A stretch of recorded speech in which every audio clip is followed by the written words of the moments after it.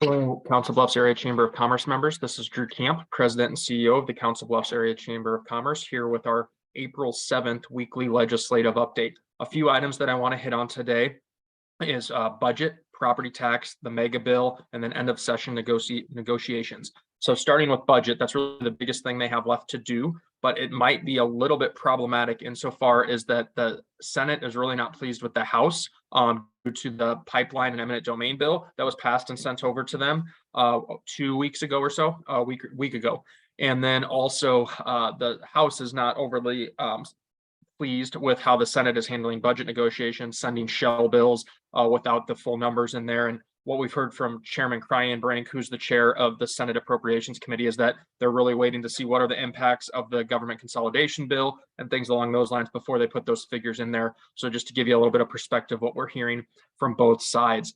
But really, what this has kind of caused is this strained relationship between the House and the Senate right now has people thinking that this, as of this midweek, as we heard Brent say on Wednesday morning, is it really kind of changed early to mid this week, is that they may not make it out on by April 28th, just as they kind of try to figure out and work through their differences. We will wait and see if they're able to make it out by April 28th, which is the day they're targeting adjournment and when their per diems and their clerks and everything go away.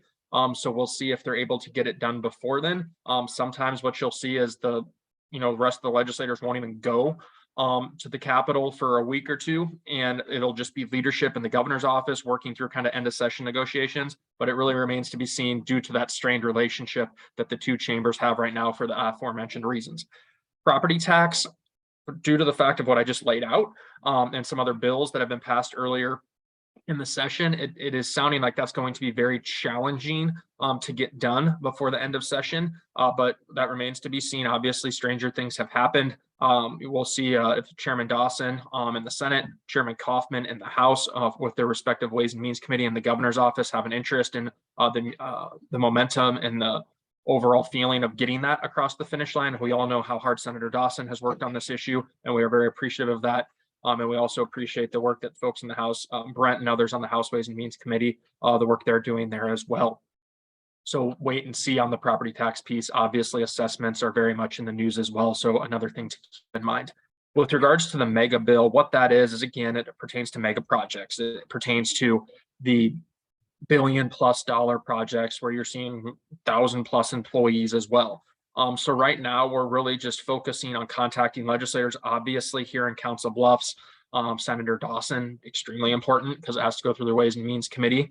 So talking through it with him to get it through the Senate Ways and Means and hopefully through the Senate. And then Brent, while he doesn't chair the Ways and Means Committee, he's all on the Ways and Means Committee. And then also obviously Majority Leader Winchell is a very influential individual who can help push some things within his caucus on that bill as well. So those are kind of the conversations we're having. But a few quick points. We are seeing actionable projects in Ames, Fort Dodge, and Mills Crossing, south of us here, obviously in Mills County.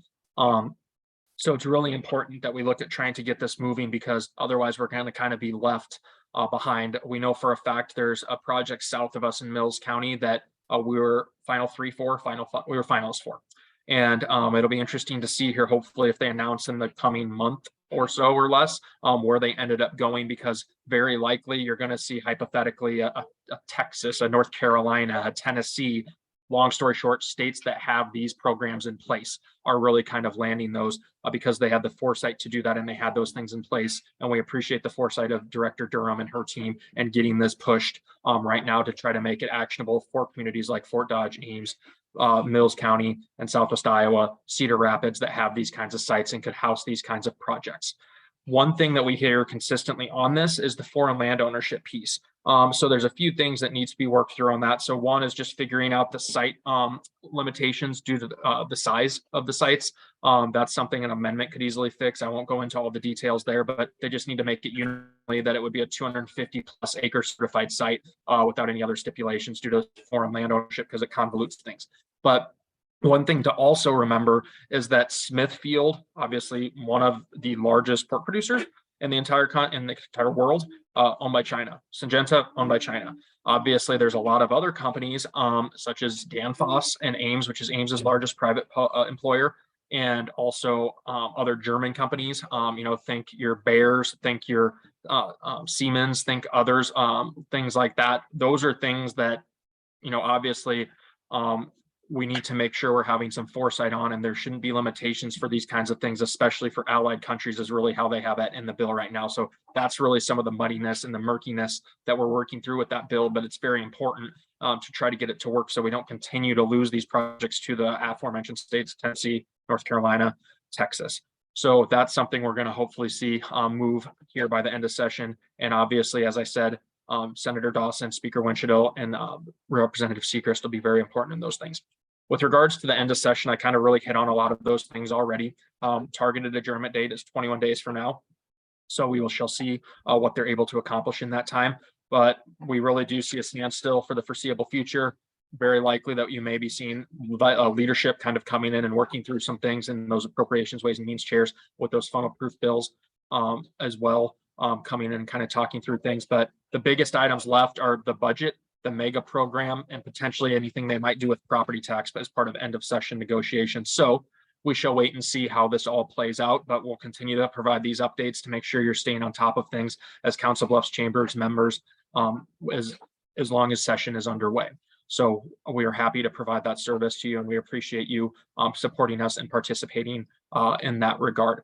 The last thing I want to say is just thank you for your continued support of the Council Bluffs Area Chamber of Commerce. We do not take it lightly, and we very much appreciate the trust that you put in us to provide these services for you. And the last thing I'll say is that if you do celebrate Easter or any other holiday you may be celebrating this time of year, please do have a nice weekend, enjoy time with your family and friends, and thank you for your ongoing support of the Council Bluffs Area Chamber of Commerce.